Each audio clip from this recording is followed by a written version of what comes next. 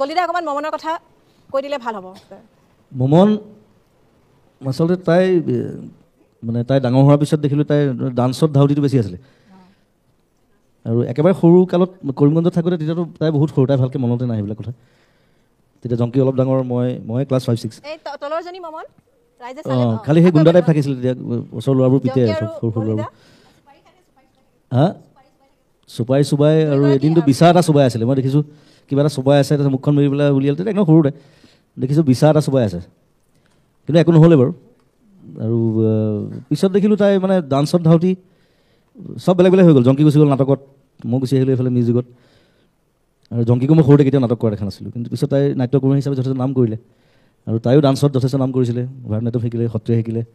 বিহুটো আৰু তাই বহুতবাৰ বহুত এৱাৰ্ড চেৱাৰ্ড লৈছে বিহু গোটেই অসমত চ' তাৰপিছত গৈ তাই কটনত আহি পঢ়ি MA পাছ কৰি জিঅ'গ্ৰাফী আছিল তাই ছাবজেক্ট তাৰপিছত এদিন মোক সুধিলে মই ডক্টৰেট কৰিম মই বোলো ঠিক আছে ডক্টৰেট কৰিলোঁ ভালেই মোক কৈছে কি ছাবজেক্টত কৰিলে ভাল হয় বুলি সুধিলে মই এনেই কৰিলোঁ মিউজিকেল জিঅ'গ্ৰাফী মই নাজানো এইটো ছাবজেক্ট আছে নাই তাই চাই পেলাই ক'লে যে আছে এইটো খালি খুব কম মানুহে কৰিছে ইণ্ডিয়াৰ I don't know' I think she is the third so' এতিয়া ডক্টৰ পামী বৰঠাকুৰ হ'ল so' I am very happy তাই আমাৰ ফেমিলিত বেছিভাগেই চোকা মানুহ বেছিভাগেই পঢ়া শুনা কৰা মানুহ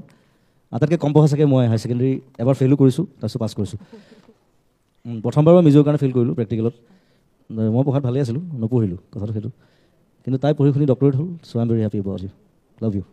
মই ফটো দেখিছিলোঁ সৰুতে ই মোক কোচত লৈ ঘূৰি ফুৰা তেনেকুৱা তাৰ একচুৱেলি কৈশোৰ বুলি মই ক'ব পাৰোঁ তাৰ হাইস্কুলত থকাৰ পৰাহে মোৰ মনত আছে আৰু কথাবিলাক তাৰ আগৰখিনি মোৰ মনত নাই তেতিয়া মই বিজনীৰ পৰা মনত আছে য়েছ বিজনী তেতিয়া মই 3 বছৰ হৈ গৈছে সি হাইস্কুল পাইছে তেনেকুৱা ধৰণৰ তেতিয়াৰ পৰা মনত আছে চ' কি ক'ম তাৰ কথা অনুভৱতে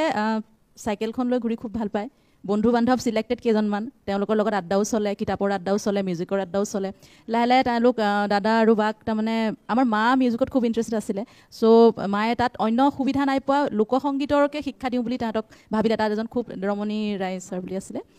তেওঁৰ আণ্ডাৰত তেওঁ লোকসংগীত শিকায় গধূলি আহে আৰু মানুহজন তেওঁ হেণ্ডিকেপ্ট আছিলে তেনেকৈ ক'বলৈ মোৰ বেয়া লাগে তেওঁ নিজে ৰিক্সা চলাই আহি নিজে ষ্টেপত উঠি আমাৰ ধুনীয়াকৈ মায়ে গাড়ী বনাই দিয়ে তাত গান শিকায় গলিদা তেতিয়া তবলা বজায় এটা মানে বিজনীত মোৰ মনত আছে তবলা বজায় তবলাটো সি গৰমগুজাত শিকি অহা চ' বিজনী যেতিয়া ফাংচন আছিলে মোৰ মনত আছে সেই প্ৰথম ফাংচন মই মাৰ কোচত বহি আছোঁ বাক মানে জবৰদস্তি মায়ে কথক নাচিবলৈ দিছে আৰু বা নানাছে ড্ৰেছ চেছ কৰি তাইক ষ্টেজত থিয় কৰাই দিছে আৰু দেই মোক চকু ফন্দি লৈ পেলাই একদম ৰৈ আছে আৰু গলিদাই তবলা বজাইছে প্লাছ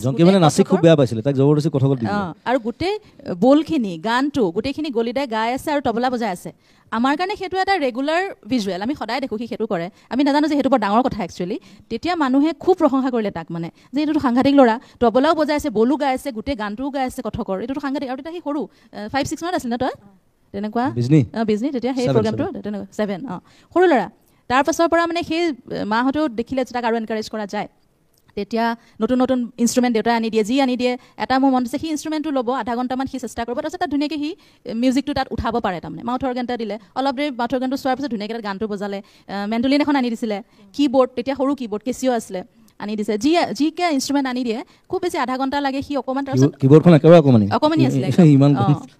তাৰপিছত যিটোকে ইনষ্ট্ৰুমেণ্ট মোৰ মনত আছে সি অলপ আধা ঘণ্টামান চোৱাৰ পিছত একদম ইমান ধুনীয়াকৈ তাত মানে বস্তুটো সি সোমাই যায় চ' সেই বস্তুটো মই দেখিছোঁ প্লাছ অকল মিউজিক বুলি নহয় তাৰ নলেজো খুব ভাল ইনফেক্ট এতিয়াও মানে সি আল্টু ফাল্টু বস্তু চাই নাথাকে মোবাইলত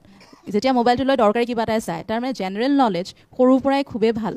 আৰু চোকাও আছিলে বহুত ভালকৈ মেট্ৰিক পাছ কৰিছে কিন্তু মেট্ৰিকৰ আগত মোৰ এটা কথা মনত আছে মানে যেতিয়া আমি তামোলপুৰত থাকোঁ মই জাষ্ট ক্লাছ 2 মানত হ'ব মায়ে তেতিয়া বুজাই আছে আৰু দেউতাই পাপুৱে মায়ে এফালৰ পৰা তই মেট্ৰিকটো ভালকৈ পাছ কৰিব লাগিব অমুকৰ ল'ৰাই লেটাৰ পাইছে অমুকৰ ষ্টেণ্ড কৰিছে অমুকে ষ্টাৰ পাইছে মই মানে বিচনাখনতে কিবা ডাঙৰ তাৰে চাৰ্টটা পিন্ধি খেলি আছোঁ ইফালৰ পৰা খোজকাঢ়ি তাৰপিছত মই মাজতে কমেণ্ট কৰিছোঁ জানো আমাৰ গৰুটোৱে কি কৰে তাৰ মানে খং উঠিছে মোলৈ এনেকৈ চাইছে সেইটোৱে মানে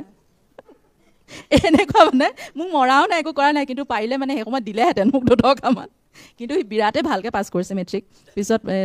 সেই বস্তুবিলাক মনত আছে তামোলপুৰত অৱশ্যে চৰ্চাটো অলপ কমি গৈছে তাত সুবিধাটো কম আছিলে আকৌ যোৰহাট অহাৰ পিছত আকৌ আৰম্ভ হ'ল তাৰ চৰ্চা তো আমিও নিজৰ নিজৰ লাইনত ট্ৰেকত গুচি গ'লোঁ চ' আমি তাক ছাপোৰ্ট কৰোঁ সি আমাক ছাপোৰ্ট কৰে সেই তেনেকৈ এদিন জুবিন গাৰ্গ হ'ল তো আমি তাৰ ফেন লেটাৰ্ছ আহে বাই মই ৰিপ্লাই কৰোঁ যোৰহাট অহাৰ পিছত তাৰমানে মই ইমানেই বেছি সোমাই গ'লোঁ মিউজিকত কোনোবাই যদি মোক সোধে যে তোৰ ভণ্টিয়ে কি পঢ়ি আছে মই ক'ব নোৱাৰে সিহঁতৰ বিৰাট খং উঠে মই ঘৰলৈ আহি পেলাই সুধো কি পঢ়ি আছ তোৰ লাজ লগা নাই বুলি সোধে এদিন মোক ল'ৰা এটা সুধিলে তোমাৰ সেই পিংক কালাৰৰ ঘৰটো নহয় জানো বঙাল পুখুৰী মই কৈছোঁ মই আজিলৈকে চোৱা নাই কি কালাৰ ঘৰটো মই আজি গৈ চাব লাগিব অনবৰতে ঘূৰিয়াই গান গাই এনেকেই থাকে মানে সি তেতিয়া চাইকেলখন লৈ গ'লেও পাগুৰি এটা মাৰি যাব গানটো গাই গাই যাব চবেই চিনি পায় আৰু গলিদাক বেলেগ বেলেগ কেতিয়াবা জাপি কেতিয়াবা পাগুৰি কেতিয়াবা কম্বলখন কাটি পেলাই ঠাণ্ডা দিনত পিন্ধি যায় আৰু গানটো মুখত অনবৰতে ৰাতি ৰাতি তাক দেখিছোঁ মানে এইটো তাৰ ভগৱানে